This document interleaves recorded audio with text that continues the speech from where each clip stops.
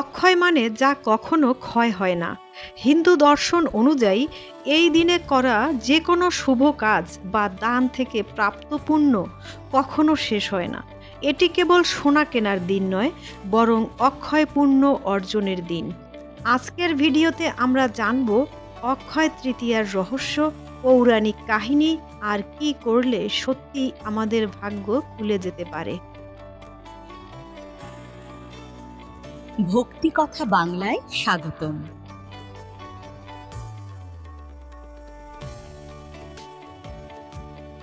সময়ের চাকা।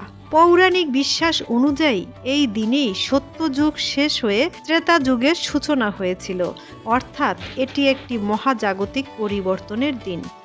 মহাভারত ও গণেশ। এই বিশেষ তিথিতেই মহর্ষি বেদব্যাস এবং ভগবান গণেশ মহাভারত রচনা শুরু করেছিলেন। গঙ্গা মর্তে আগমন। রাজা ভগীরথের কঠোর তপস্যায় তুষ্ট হয়ে মা গঙ্গা এই দিনই স্বর্গ থেকে পৃথিবীতে অবতীর্ণ হন। অন্নপূর্ণার আবির্ভাব। দেবী পার্বতী এই দিন অন্নপূর্ণা রূপে আবির্ভূত হয়েছিলেন। বিশ্বাস করা হয় এদিন দান করলে ঘরে কখনো অন্নের অভাব হয় না। শ্রীকৃষ্ণ ও সুদামা। শ্রীকৃষ্ণের দারিদ্র্যপীড়িত বন্ধু সুদামা এই দিনে সামান্য উপহার নিয়ে কৃষ্ণের সাথে দেখা করতে গিয়েছিলেন।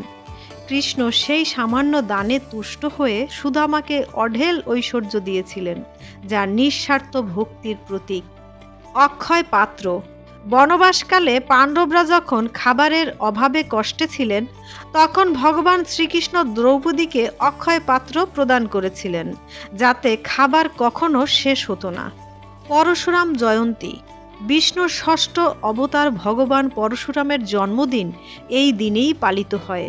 তিনি ছিলেন শাস্ত্র ও শস্ত্র উভয় বিদ্যায় পারদর্শী।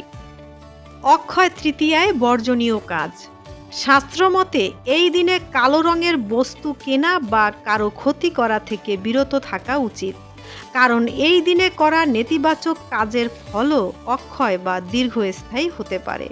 রাধে রাধে। জয় শ্রীকৃষ্ণ।